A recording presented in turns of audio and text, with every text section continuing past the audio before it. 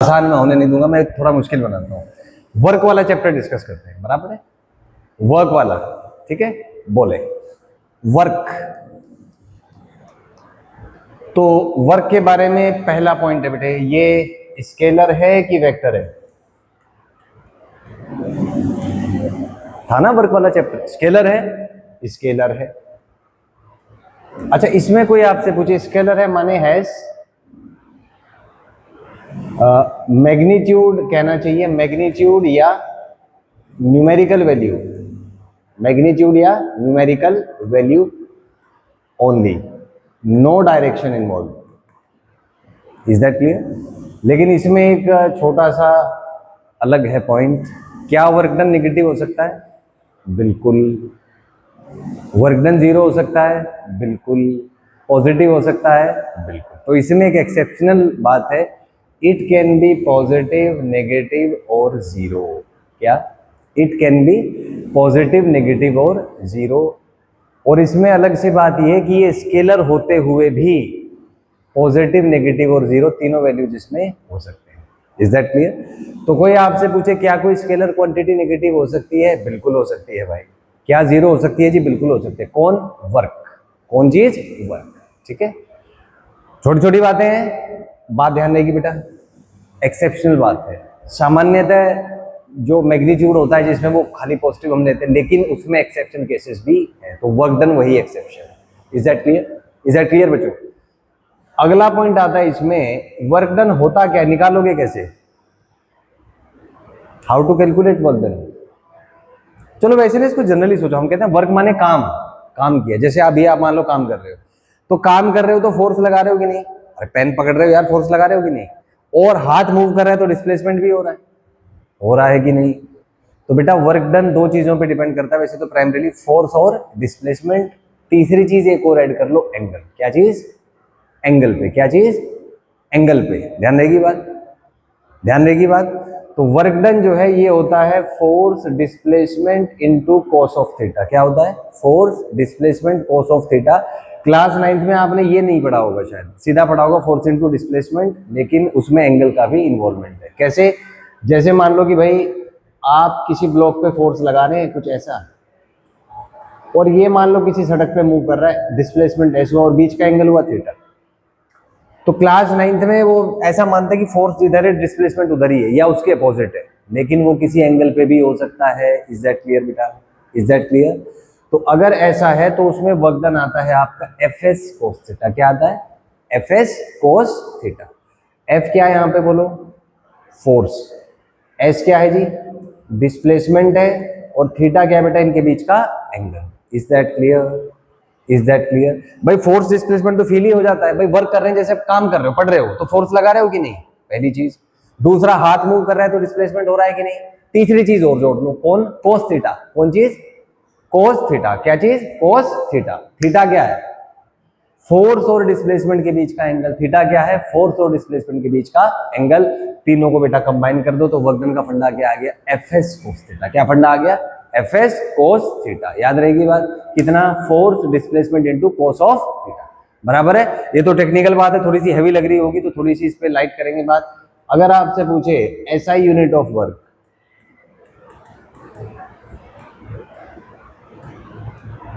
SI unit of work joule. क्या चीज? Joule. नाम सुना है? जो एनर्जी का ऐसा यूनिट है वही वर्क का भी ऐसा यूनिट होता है। तो ऐसा यूनिट क्या हुआ वर्क का? जूल। याद रहेगी बात? आसान है। नेक्स्ट होता है इसमें बेटा सीजीएस यूनिट ऑफ वर्क। क्या चीज? CGS unit of work. ये होता है अर्ग। क्या होता है? अर्ग। ईआरजी से रिप्रेजेंट करते हैं इसको। किस चीज से रिप्रेजेंट करते हैं? ईआरजी से, अर्ग से। याद रहेगी बात? याद हो जाएगी, क्लास 9th में आया होगा वैसे तो। अब इसमें एक चीज आती है, एक जूल में कितने अर्ग होते हैं?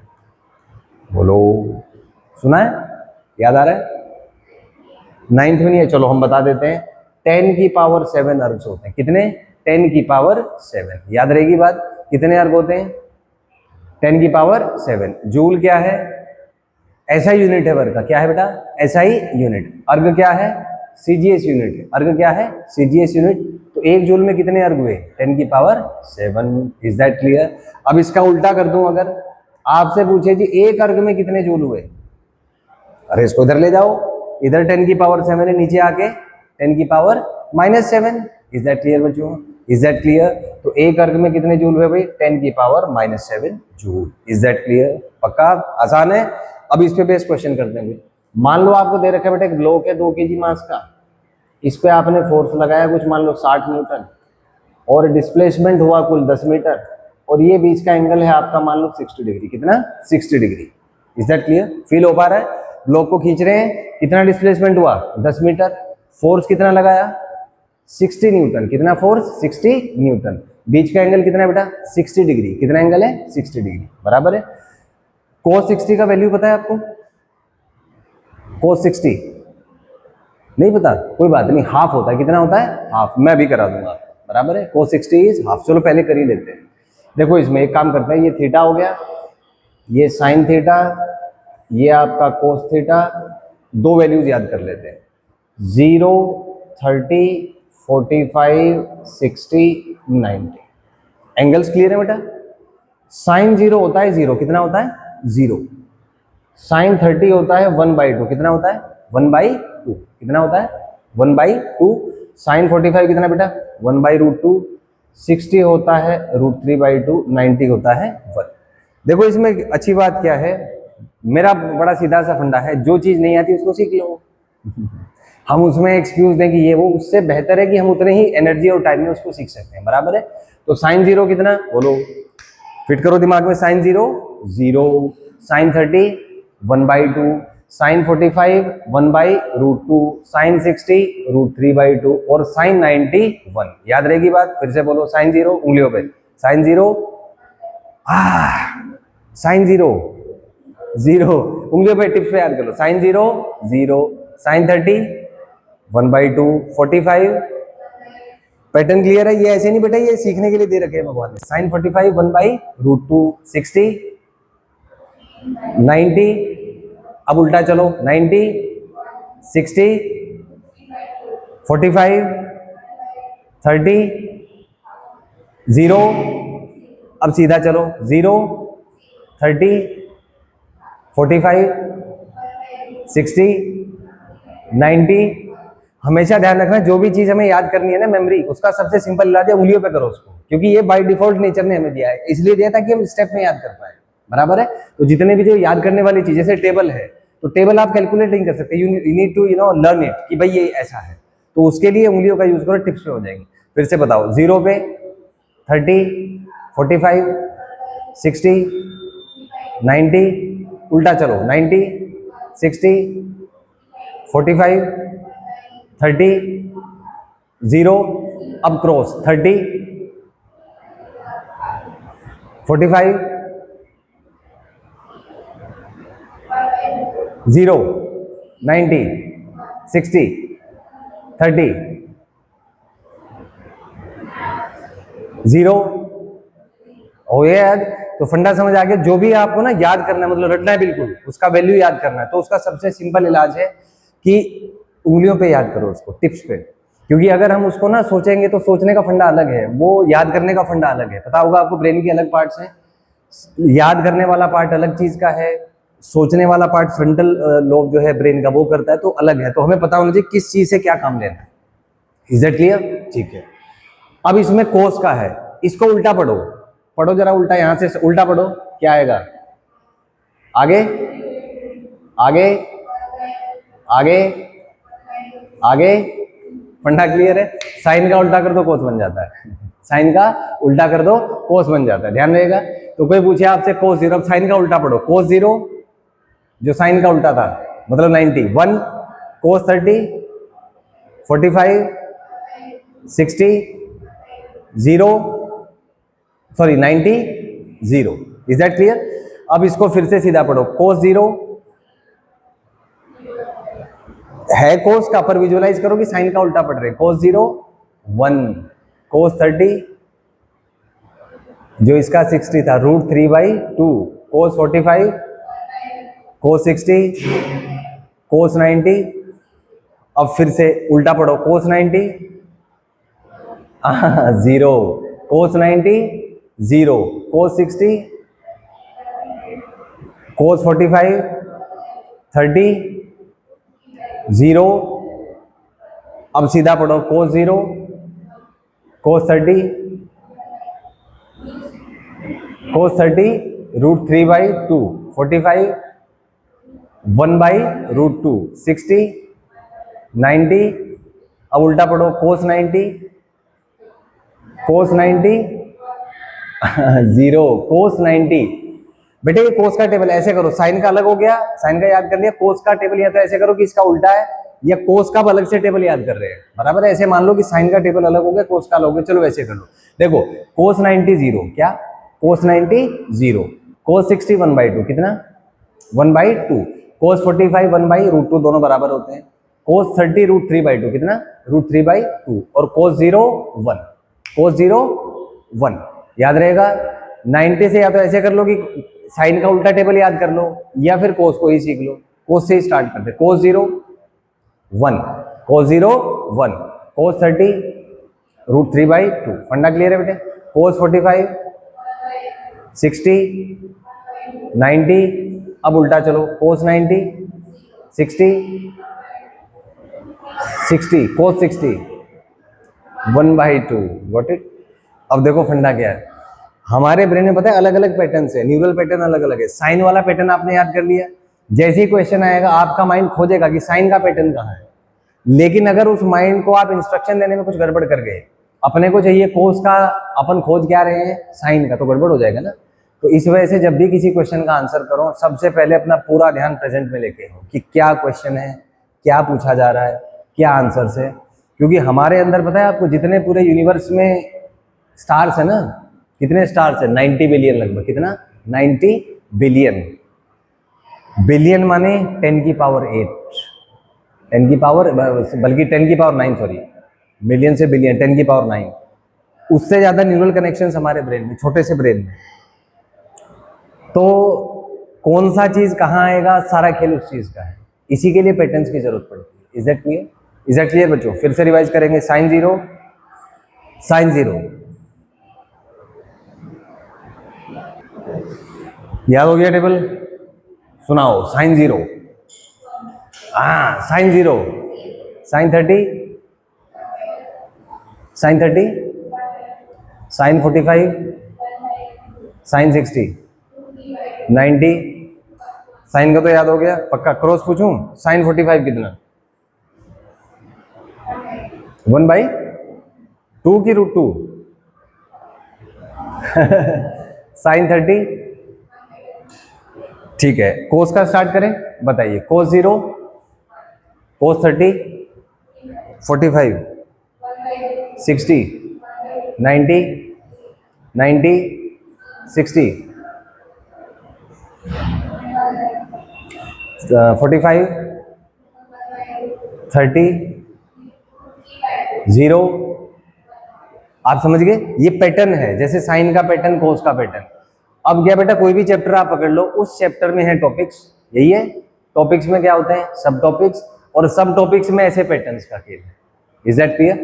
तो पैटर्न वाइज पढ़ना स्टार्ट करो, उससे मतलब ही हमने कितना बुक पढ़ी, क्या पढ़ा, हम कितने पैटर्न सीख पाए, और जब कोई पूछे तो कितनों के आंसर दे पाए, वहां से डिफरेंस क्रिएट होता है। Is that clear? तो ये मैंने आपको इसलिए करा क्योंकि यहाँ पे इसकी रिक्वायरमेंट होगी। तो बताओ वर्क डन क्या है फंडा, वर्क डन इज कितना, Fs cos थीटा, याद रहेगी बात बेटा। फोर्स कितना है बोलो, 60 न्यूटन, डिस्प्लेसमेंट कितना है 10 मीटर, cos 60, और cos 60 कितना, cos 60/2, क्या होगा देखो, 60 इंटू 10 कितना बेटे, 600 न्यूटन मीटर, और cos 60 कितना बेटा, हाफ। सॉल्व करेंगे क्या आएगा आपका, 300 न्यूटन मीटर, और इस न्यूटन मीटर को अपन कहते हैं बेटा जूल, क्या कहते हैं, जूल। तो वर्क डन कितना आ गया आपका, 300 जूल। Is that clear? अब देखो ये ना, वर्क डन निकालने के लिए हमें 3 चीजें चाहिए, फोर्स, डिस्प्लेसमेंट और एंगल। फोर्स आपको आता था, डिस्प्लेसमेंट आता था, एंगल नहीं आता था। एंगल को सीख लो 5-10 मिनट प्रैक्टिस करके, this is how we learn, बराबर है। तो बेटा पढ़ो एक पैटर्न के साथ। आप ये सोचो कि जो पढ़ रहे हो ना, मतलब अपने माइंड में कुछ इंफॉर्मेशन आप डालना चाह रहे हो जो बुक्स में दी गई है। अरे अल्टीमेटली तो ये ना, बुक्स में इंफॉर्मेशन है, आपको ये नहीं पता उसको अपने माइंड तक कैसे पहुंचाना है, क्योंकि पढ़ते हुए दुख होता है। सोचो कितना मस्त रहे अगर ना, मान लो बुक है, आपको कोई बुक पढ़नी है, ये बुक है मान लो, सोचो कितना मस्त रहे, आप इस पे हाथ रखो और पूरा डेटा इसके अंदर खींच लो, बिना कुछ किए, कैसा रहेगा? मस्त रहेगा कि नहीं? मैं थोड़ा थोड़ा इस चीज पे काम कर रहा हूँ, आप चेक करना भी ना, ये लेक्चर वाइंड अप होने के बाद चेक करना कि जो मैंने आपको बताया उसमें से कितनी चीजें आप रिटेन कर पा रहे हो।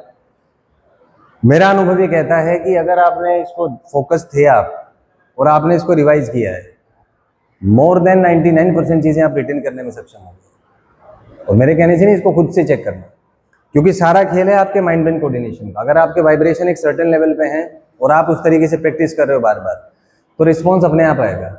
आपको कुछ भी नहीं करना उसमें ना, केवल एक सर्टेन तरीके से अपने माइंड और ब्रेन को कोऑर्डिनेट करना है, बाकी नेचर पे छोड़ दो, अपने आप चीजें हो जाती हैं। इज दैट क्लियर बच्चों? So right now we are discussing about the work. आइए फिर दोबारा से स्टार्ट करते हैं। सो बेटा वर्क डन, पहला पॉइंट स्केलर है कि वेक्टर है? बात नंबर 1 क्लियर है। बात नंबर 2, स्केलर है माने हैज मैग्नीट्यूड और न्यूमेरिकल वैल्यू ओनली, इसमें डायरेक्शन का कोई गेम नहीं होता। Is that clear? एक्सेप्शनल चीज है तीसरी, क्या? पॉजिटिव, नेगेटिव और जीरो तीनों हो सकता है। Is that clear? ये इसमें थोड़ा सा एक्सेप्शनल केस है। अगली चीज एसआई यूनिट या work done is F S into cos theta, ये थोड़ा सा अलग है क्योंकि थीटा का भी इन्वॉल्वमेंट है। किसका इन्वॉल्वमेंट है? थीटा। तो वर्क डन इज कितना? F S cos theta. F क्या है बेटा? फोर्स। एस क्या है? डिस्प्लेसमेंट। थीटा क्या है? फोर्स डिस्प्लेसमेंट का एंगल। Is that clear? इसी का प्रोजेक्शन ये है, फोर्स इधर है, ये समझ रहे हो, वेक्टर है, मतलब इसका डायरेक्शन अपने को दिखाया। ठीक है। अगली चीज SI unit of work joule, SI unit of work is joule. अगली चीज सीजीएस यूनिट अर्ग, क्या चीज? अर्ग। अर्ग माने ईआरजी। एक जूल में कितने अर्ग होते हैं? 10 की पावर 7। कितने अर्ग हैं? 10 की पावर 7। अगला फिर हमने किया अर्ग को जूल में कन्वर्ट किया, तो एक अर्ग में कितने जूल? 10 की पावर -7।